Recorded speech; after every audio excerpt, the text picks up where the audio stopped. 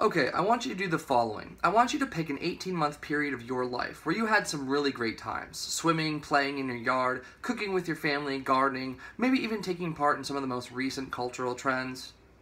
And then you found out that for that entire time, you were slowly being poisoned by polluted water.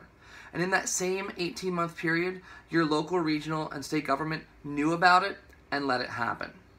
Well, that's where Hoosick Falls has recently found itself. For a year and a half, village and town residents were drinking, cooking, showering, bathing, and playing in contaminated water.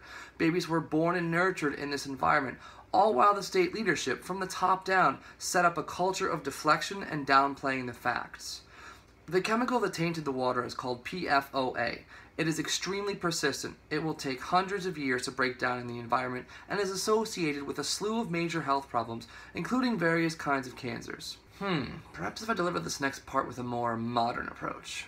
Call your doctor if you found PFOA in your water. Exposure to PFOA has been linked to testicular cancer, kidney cancer, ulcerative colitis, thyroid disease, preeclampsia, and high cholesterol. Pregnant mothers can pass it on in vitro, and additionally through nursing.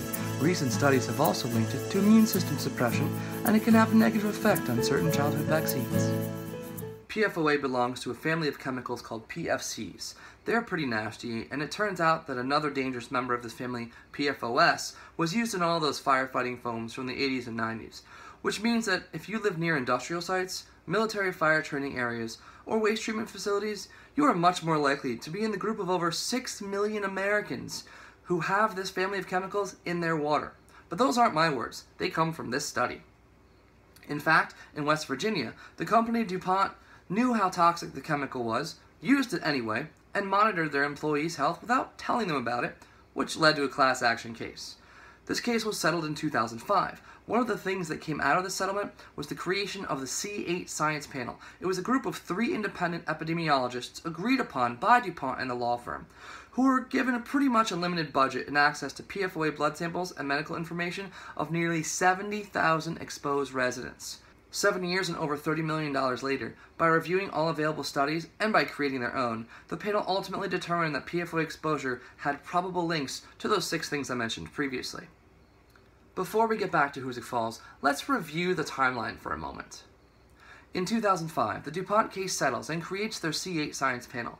In 2007, New Jersey sets their long-term exposure guideline to 40 parts per trillion. In 2008, Minnesota sets its health risk limit at 300 parts per trillion. In 2009, US EPA came out with a short-term exposure guideline, defined as weeks and months, of 400 parts per trillion. In 2012, the same year the comprehensive C8 study results were released, North Carolina set its interim maximum allowable concentration at 1 part per trillion. And in 2014, Maine sets their number at 100 parts per trillion. Fortunately, their report includes this fancy chart, which may help New York State Department of Health, who has recently admitted to being confused by these advisories. And in the same year, a resident of Hoosick Falls notices a cancer cluster in the area, Googles Teflon and cancer, and discovers the link. He tests water samples on his own dime, and in August of 2014 communicates his findings and concerns to the village leadership, who passes it up to the county, who passes it on to the State Department of Health. And at this point you would probably presume that they would see a problem. Well, you're wrong. Instead, in early email communications, a DOH employee misspells PFOA, references the wrong company, and says, quote, "There are no regulatory requirements for reporting since the testing was done voluntarily." That begins a month-by-month progression of delaying action and exceptional ignorance to the studies of PFOA. Like those times when officials from the village and county asked for guidance from the state with health advisory language, only to have it finally in hand 2 months later, 4 paragraphs. It includes language like, "The presence of PFOA at the levels detected in the supply wells and in finished water does not constitute an immediate health hazard. The estimated exposure to PFOA in the water at the highest level detected is at least 50,000 times lower than PFOA exposures that are known to cause health effects in animals. Information on health effects of PFOA in humans is limited. Collectively, the studies are not strong enough to draw a definitive conclusion about whether PFOA causes cancer in humans." Which is weird because of all that stuff I said earlier. But the weirdness doesn't just stop there. There was that email in January 2015 that said, quote, "The biggest issue for the village is the current level of alarmism about the drinking water." And there was that time it took everyone over a half a year to confirm that GAC filters were the right thing when the information had already been sent months earlier.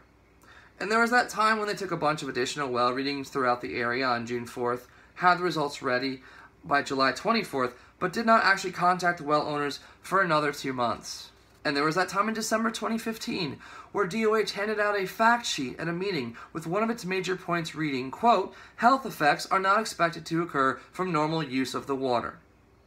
So finally, the regional EPA head goes into unprecedented area and just announces that Hoosick Falls needs to stop drinking the water, trumping New York's general reaction of, meh. After mounting pressure, our governor is forced to finally act, which he does so in January of 2016. And we were glad to have Governor Cuomo come and visit our village, unannounced, at 9 a.m. on a Sunday, after we just celebrated St. Patrick's Day.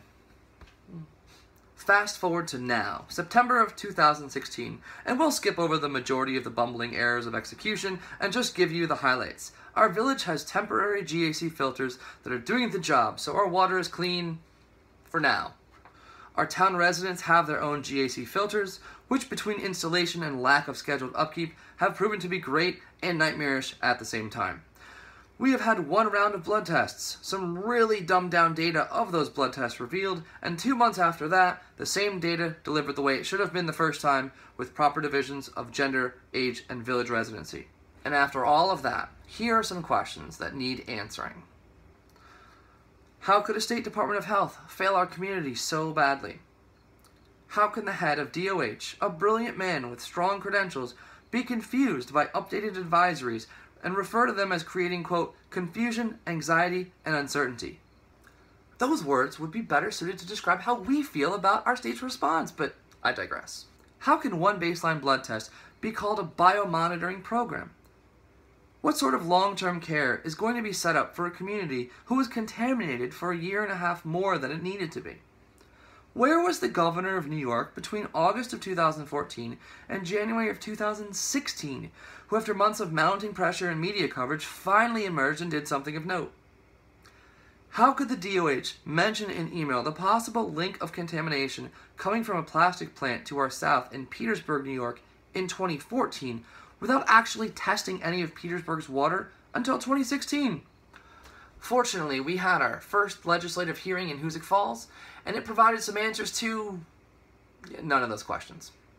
So here we are, stuck with 1.5 years of time that could have been as uncontaminated as we were told our water was, being asked to trust a government who didn't really see the need to act, but is totally satisfied by their, quote, aggressive response. Which is why we, the people of Hoosick Falls and Petersburg, New York, as well as many communities across the state and country who are facing PFC contamination, need answers. And these answers are important because they are our lives, they are our health, and they are the future of our children. In the next round of state hearings, we don't want political grandstanding, we don't want lame excuses. We need straight answers. We need accountability. We need the state to actually admit where their failures were, so this whole mess doesn't happen again. Because the information is out there and it's being ignored. Because we, the people, are out there and we are being ignored. For more information on this, read any of the following. Welcome to Beautiful Parkersburg, West Virginia by Mariah Blake of Huffington Post. Many amazing news reports by Brendan Lyons of the Times-Union in Albany, New York, and Scott Waldman of Political New York, just to name a few. Google C8 Study. Google your state and PFOA or PFOS. Google Australia and PFOS. Watch the New York State hearings. The link is provided below. Specifically, watch Rob Bilot's testimony starting at the 5-hour, 14-minute, 14-second mark.